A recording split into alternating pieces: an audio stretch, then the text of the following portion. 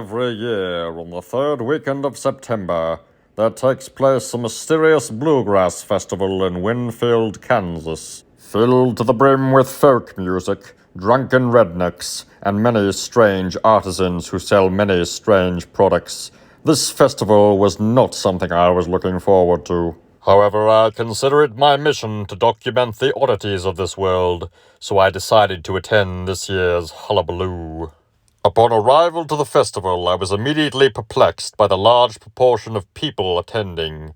I knew it was popular, but I somehow can't fathom that people actually enjoy doing these things with their free time. It was at this point that I began to suspect the strange substance dealings that were going on. Not only did many of the buyers and sellers seem to show a strange propensity for marijuana-themed items, but there was a particular booth that I believe was trafficking several illegal substances. I was under the impression that opium and dragon's blood had been outlawed in the U.S. However, these people seemed to have it in abundance. Oh, and the tie-dye.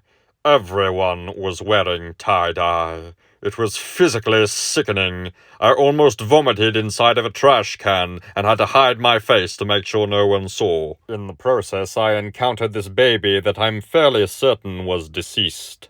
And if someone wasn't wearing tie-dye, they were sure to be wearing cowboy hats. They were everywhere. Eventually, I decided to listen to some music. However, I needed to keep my distance. One crowd rush and this could become another Altamont. The music was subpar and the crowds intimidating, so I eventually decided to take a peaceful walk through the campgrounds. However, peace is very much not what I found.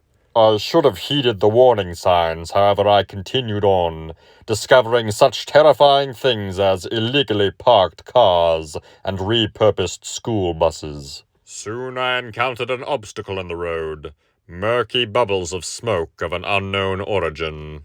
Upon sighting a terrifying amount of American flags, I fled back to the grandstands and encountered who I believed to be a children's book character named Waldo. Oh my God, the tie-dye! Oh my God! It was overwhelming me. I had to escape. I didn't know where to go. Every which way I turned was more torment. Even the alleged massage parlor had a tie-dye sign. I didn't even want to know what they were up to in there. I retreated to a crowded hill nearby a stage where several children were entertaining themselves by getting numerous insect bites. And there he was again, the Waldo man. Was I losing my mind? Was I getting high off of all the strange fumes emanating from the various food stands in the festival? I didn't know. I decided to lay low and stay at the hill into the night, at which point people started producing glow sticks and adorning their heads with them.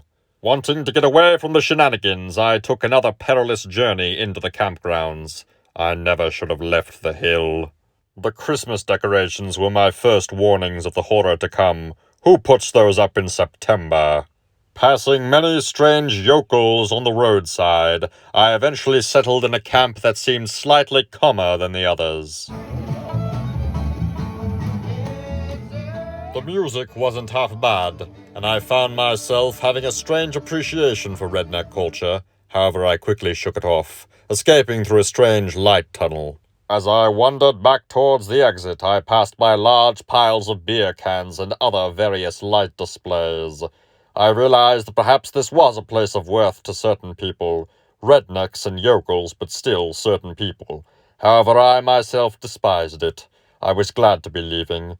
This is Kurt Merst, signing out.